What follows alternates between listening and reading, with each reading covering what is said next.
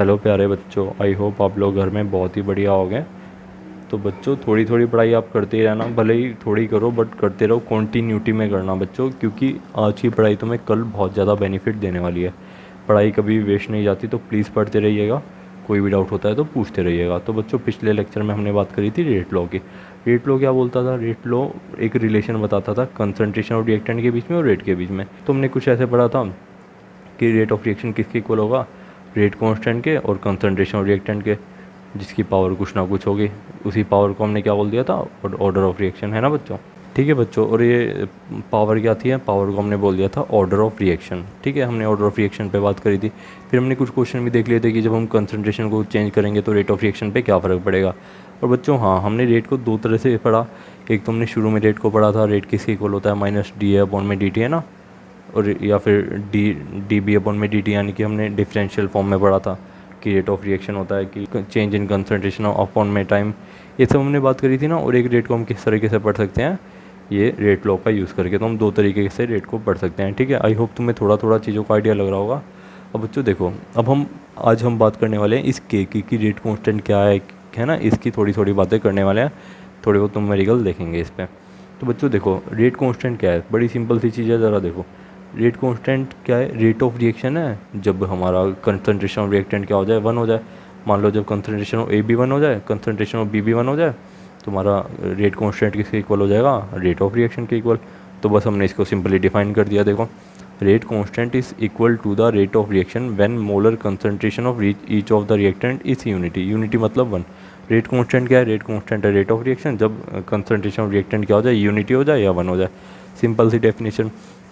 ठीक है बच्चों, तो अब हम बात कर लेते हैं करेक्टरिस्टिक ऑफ रेट कांस्टेंट कि कुछ रेट कांस्टेंट की खासियत है, उसके बारे में थोड़ा जान लेते हैं। जेई में इसके बारे में थोड़ा बहुत पूछ लेते हैं कभी कभी। पहली बात तो देखो, greater the rate constant faster the reaction. बच्चों, किसी रिएक्शन का जितना ज़्यादा रेट कांस्टेंट होगा, यानी कि वो रिएक्शन उतनी ही ज़्यादा फास्ट होगी। फिर बात कर लेते हैं, ईच रिएक्शन है specific value of rate constant at particular temperature. Rate constant की वैल्यू ना हर किसी रिएक्शन के लिए अलग होगी बट कांस्टेंट होगी, और हाँ, किसी पर्टिकुलर टेम्परेचर पे। ठीक है, रेट ऑफ रिएक्शन की वैल्यू, रेट कांस्टेंट की वैल्यू हर एक रिएक्शन के लिए अलग होगी। ठीक है, किसी पर्टिकुलर टेम्परेचर पे।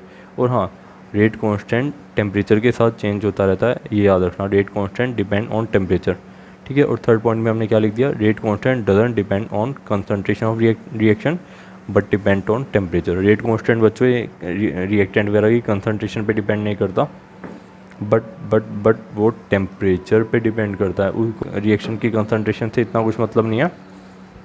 वो रिएक्शन की कंसंट्रेशन जब चेंज होती है उसके साथ चेंज नहीं होता, बट जब टेम्परेचर चेंज होता है तो बच्चों रेट कांस्टेंट ज़रूर चेंज होता है। और हाँ, its unit depends on order of reaction. इसकी जो रेट कांस्टेंट की कुछ यूनिट होती है वो ऑर्डर ऑफ रिएक्शन पे डिपेंड करती हैं।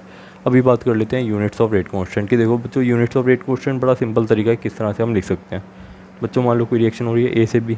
ठीक है, रेट ऑफ रिएक्शन हमने शुरू में पढ़ा था कि change in concentration of reactant divided by time interval, या फिर change in concentration of product divided by time interval. तो हमने जो रेट ऑफ रिएक्शन शुरू में पढ़ा था उस तरह से इस रेट को लिख दिया। ठीक है, और हमने एक दूसरा रेट लॉ के अकॉर्डिंग भी रेट को लिख लिया। रेट इक्वल टू के क्या है? रेट कांस्टेंट, और ए क्या है? कंसंट्रेशन ऑफ रिएक्टेंट, एन कुछ भी इसकी पावर है, एन क्या हो जाएगा बच्चों? और ऑर्डर ऑफ रिएक्शन। ठीक है, सिंपल सी बात। अब हमने क्या करा बच्चों, इन दोनों रेट को ना इक्वल कर दिया। ये रेट तो दोनों इक्वल ही होंगे, तो बस रेट ऑफ रिएक्शन तो दोनों इक्वल होगा। रेट को हमने इक्वल रख दिया। इधर से आ गया D A by D T is equal to K concentration of A by N. ठीक है, ये हमने बस इक्वल कर दिया। और हाँ, हमने इधर माइनस को कंसीडर नहीं करा। माइनस को कंसीडर क्यों नहीं करा?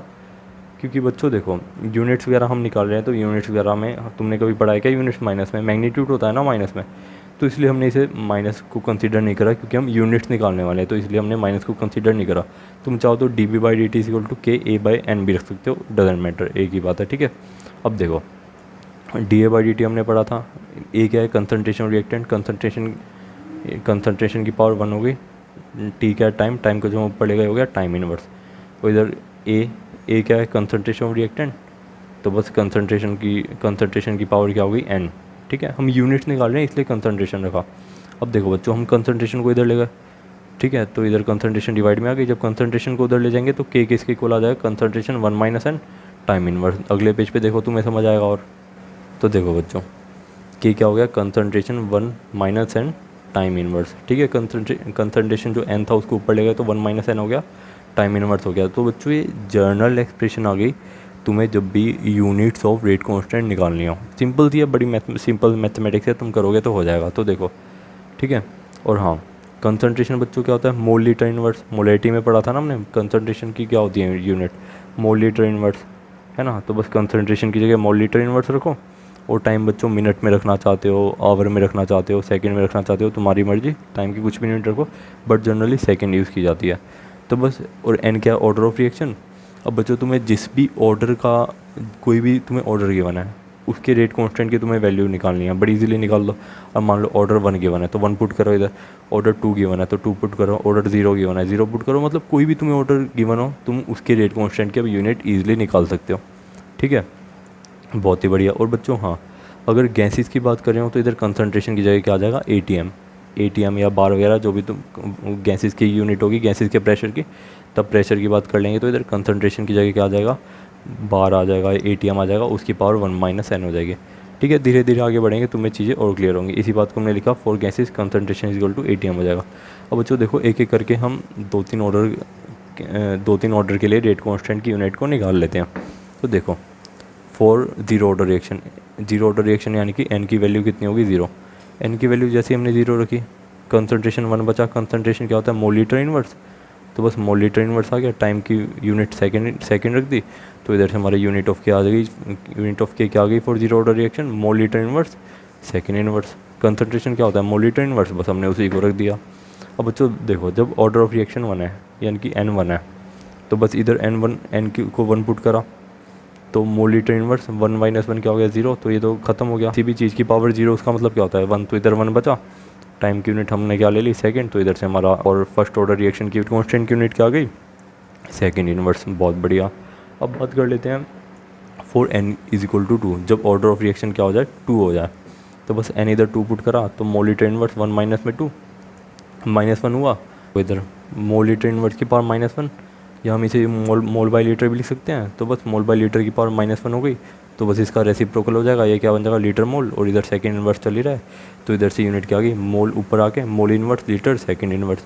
सिंपल थी बच्चों, तुम मैथमेटिक्स से करके देखो, ये भी तुमसे हो जाएगी। बस तुम्हें क्या करना है, ऑर्डर को पुट करना है और बस वैल्यू जो भी ऑर्डर के लिखो और तुम्हें यूनिट मिल जाएगी रेट कांस्टेंट की। ठीक है, तो देखो हमने इधर नोट डाल के लिख दिया, वी कैन जज order of reaction by seeing units. अब बच्चों मान लो तुम्हें रेट कांस्टेंट के की वैल्यू कुछ भी गिवन है, उसकी यूनिट गिवन है, या के की यूनिट गिवन है मोल लीटर इनवर्स सेकंड इनवर्स, तो तुम बता दोगे कि जी ये तो जीरो ऑर्डर रिएक्शन है ना। और सेकंड इनवर्स गिवन है, तुम बोलोगे फर्स्ट ऑर्डर रिएक्शन है। यानी कि तुम के की यूनिट देख के तुम बता सकते हो कि ऑर्डर ऑफ रिएक्शन क्या होने वाला है। तो बच्चों देखो इसके अंदर ये पूछे हैं, एनसीईआरटी का एग्जाम्पल 4.4 है, इसके अंदर पूछे हैं identify order of reaction from each of rate constant. कह रहे हैं कि ऑर्डर ऑफ रिएक्शन बताओ रेट कांस्टेंट को देख के। तो बच्चों देखो के की वैल्यू, रेट कांस्टेंट की वैल्यू इन्होंने क्या दी है, 2.3 इंटू में 10 की power -5 litre mole inverse second inverse, litre mole inverse second inverse, litre mole inverse second inverse. यानी कि ये कैसी ऑर्डर रिएक्शन होगी बच्चों, सेकंड ऑर्डर रिएक्शन हो गई। अब अगले में देखो, अगला रेट कांस्टेंट दिया 3 इंटू में 10 की power -4 second inverse. Second inverse किसकी यूनिट होती है बच्चों, फर्स्ट ऑर्डर की। तो बस इधर से हमारे पास कौन सी ऑर्डर रिएक्शन आ गई, first order reaction. I hope तुम्हें चीज़ें थोड़ी थोड़ी क्लियर हो रही होंगी। अगर बच्चों नहीं हो रही हो तो पूछ लेना, सिंपल मैथमेटिक्स है, बिल्कुल भी कुछ डिफिकल्ट नहीं है। तो बच्चों अगला क्वेश्चन देखते हैं एनसीईआरटी का जल्दी से। तो देखो बच्चों इस क्वेश्चन में क्या कह रहा है, for the reaction 2a plus में b गिव्स a2b। हमें कोई रिएक्शन गिवन है जिसका हमें रेट लो गिवन है, rate is equal to k concentration of reactant हमें गिवन है, और हमें रेट कांस्टेंट k की वैल्यू भी हमें गिवन है। अब कह रहे हैं calculate initial rate of reaction. कह रहे हैं कि इनिशियल रेट बताओ रिएक्शन का, यानी कि रेट ऑफ रिएक्शन बताओ शुरू का, जब कंसंट्रेशन a की 0.1 हो और b की 0.2 हो। तो बच्चों बस इस 0.1 को इस रेट में पुट करो, हमें रेट मिल जाएगा। तो देखो 0.1 और 0.2 हमें गिवन है, हमने गिवन चीज़ों को लिख लिया।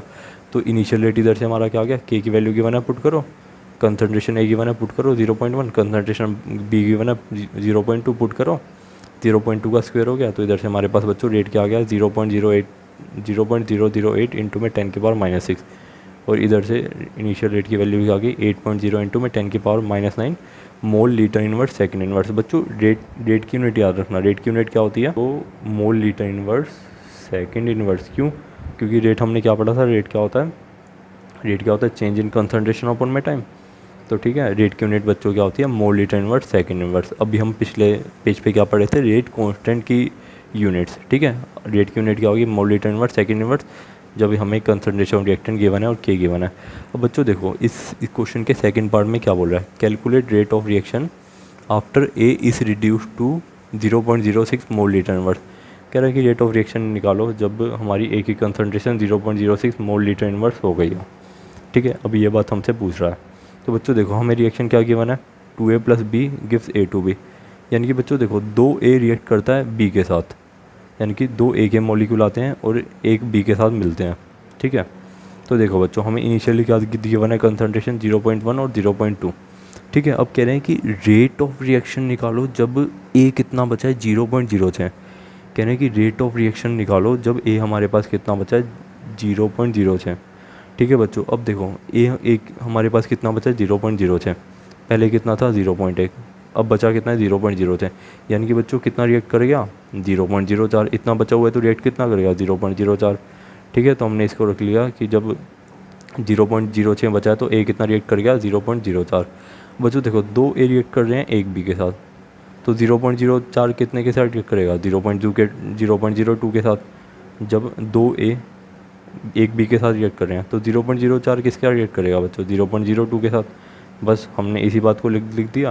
अब बच्चों देखो ए हमारे पास कितना बचा हुआ है, 0.06। बी कितना बचा होगा बच्चों, जितनी हमारी कंसंट्रेशन बी की है उसमें से इतना माइनस कर दो, 0.02।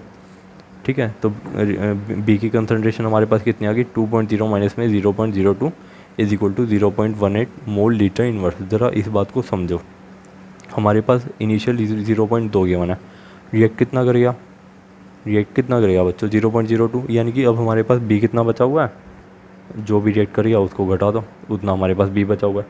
बस हमें रिमेनिंग कंसंट्रेशन ए की गिवन है, बी की हमने निकाल ली। अब बस रेट लो में पुट कर दो, रेट कांस्टेंट तो फिक्स रहने वाला है। तो बस ए हमारे पास है 0.06, तो क्वेश्चन में गिवन है 0.18 हमने निकाल दिया, इसका स्क्वायर कर दिया हमने, पुट कर दिया।